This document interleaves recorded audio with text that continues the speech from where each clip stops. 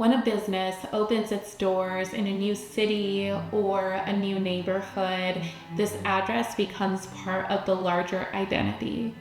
I'm sure we've all seen different franchises that feel really different depending on where you are. Like Chanel's flagship on Rue Cambon feels completely different than the location on Fifth Avenue. So how do you choose the right space, the right neighborhood? Let's discuss this from a brand strategy and a design experience perspective. The first point that I want to drive is to look for alignment and not just necessarily foot traffic.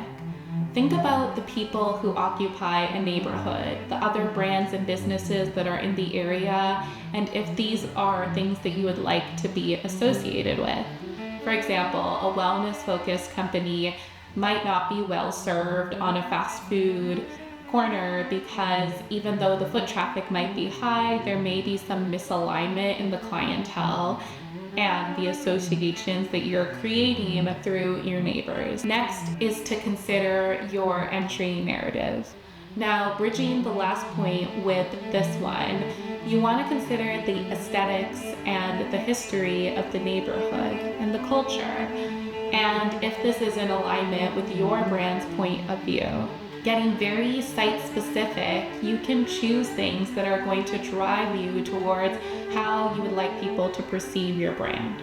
For example, if craftsmanship, history, and legacy is something that's very important to you, then perhaps choosing a historical landmark building and being very respectful with the design, the architecture, and the build out of it can create a strong connection and association. Placing yourself, your office, or your studio, or your retail storefront in a modern tower can scream innovation and could be perfect for a technologically driven company, brand, or organization. Or a semi-hidden atelier that causes you to move around the corner in order to enter or step into an alley can invite discovery.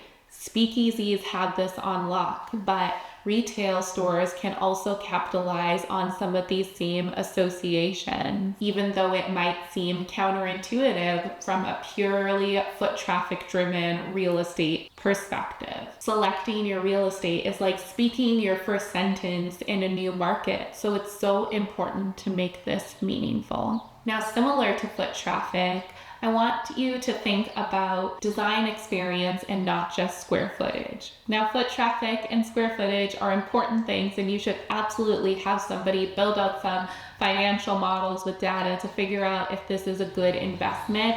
However, from this design experience, brand perception perspective, these things are not all that matters. It's great to question where people are meant to pause and reflect.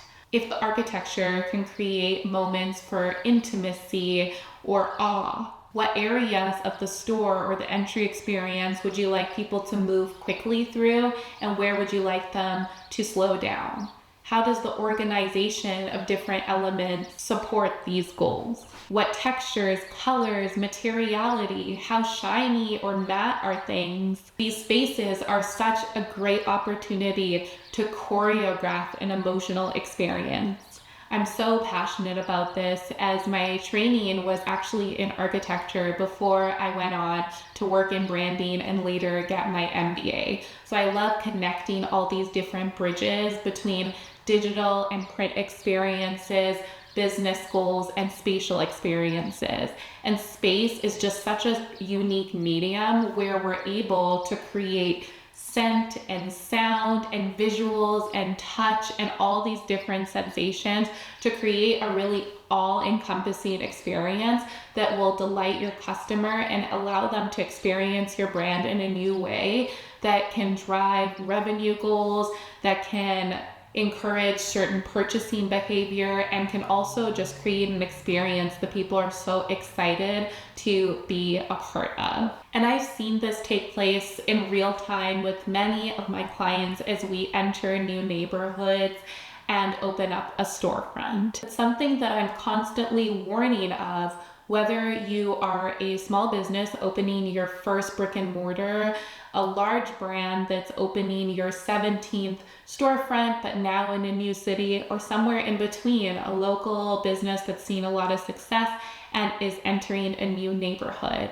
The key is to never copy and paste. Now, whether this be out of your brand playbook, going back to that Chanel example, it should always feel like Chanel, but it should also be location specific, or whether it be copy and pasting off of a different precedent, somebody else that you love what they're doing. Rather than doing something repetitive, I think that the best way to go in is to be super contextually aware, to engage local artists, the local community, figure out what's missing, what people are craving in the area. Perhaps working with a local architect or a design firm that has a research arm such as ours, who is ready to go into the site, research the history, talk to the people in the area, and figure out what this neighborhood really needs that your brand can provide in a very specific way. You want to curate an experience that is in this really beautiful spot of tension between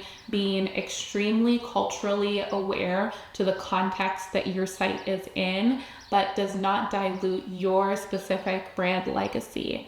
And if you can find where these two things match and intersect and create and design an experience that reflects this tension, your real estate becomes such a driver of your brand legacy and growth. Real estate isn't just a place to hold your product for people to shop or for your employees to just come into work and leave, but it's a really special opportunity for people to experience your brand in a new way. My name's Tosin, and I'm the founding principal of Atelier Oluwatosin. We are a creative agency who has team members who are specialized in research, strategy, graphic design, branding, and architecture and spatial design, with offices in New York, Toronto. I would love to talk through the specifics of your real estate plans in the near or far future. Feel free to reach out to us for a complimentary consultation where we can discuss your specifics more in detail and see if there might be interesting ways for us to partner and collaborate. I would love to support you as you spatialize your brand. Take good care, and I'll talk to you very soon.